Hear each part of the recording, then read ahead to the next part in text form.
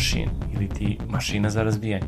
Dwayne Rock Johnson, poznat po zabavnim ali dosta površnim ulogama, sada menja sve. Ostavlja akcijne uloge za sebe i prelazi u intimnu mračnu biografiju, bukvalno izazivajući suze i emocije. Rock izgubio i dosta kilograma, skoro 30. Da li zbog uloge ili zbog zdravstvenih problema, možda je u pitanju jedno i drugo. Uglavnom, prava priča o ljudskim slabostima, iskupljenju i temama koje povezuju sport i dušu. Koliko se najavljuje da će film biti dobar i činjenica da je dobio čak 15 minuta stojećih ovacija na festivalu u Veneciji. Rock je plakao kao mala beba. Izlazi u bioskope 3. oktobra 2025. The Running Man ili ti trkač. Sada remake klasičnog romana Stephena Kinga, ali verodostojniji knjizi nego stara verzija.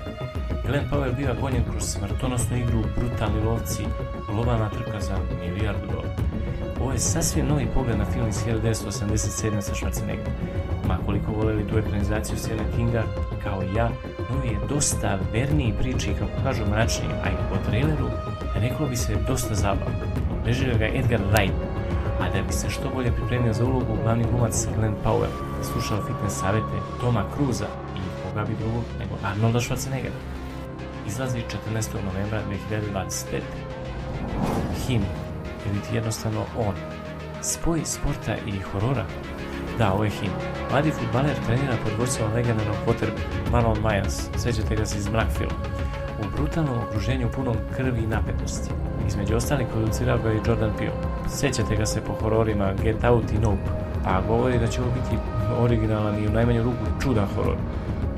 U bioskopima od 19. septembra. Long Walk, ili ti duga šetnja. Grupa tinejdžera učestvuje u brutalnom takmičenju. Hodaju neprekidno ili bivaju upucani. Moraju održati tempo ili će se suočiti sa smrću. Film snimljen po prvoj priči Stephena Kinga najavljuje da će film biti brutalno realan. King je čak insistirao da se scene pucanja zaista prikažu da bi bili prema duhu priče.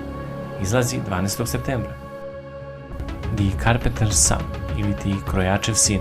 Pazite sad ovo, zamislite horor smešten u biblijsku epohu, Nicolas Cage kao otac i misteriozni dečak koji otkriva sopstvene moći, prkosi svom čuvaru i biva meta božanskih i prirodnih sila.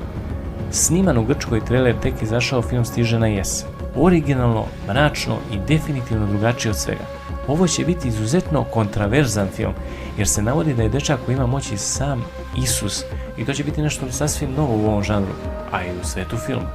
Glume Nicolas Cage kao krojač, dok dečaka, verovatno mladog Isusa, tumači Noah Jupp.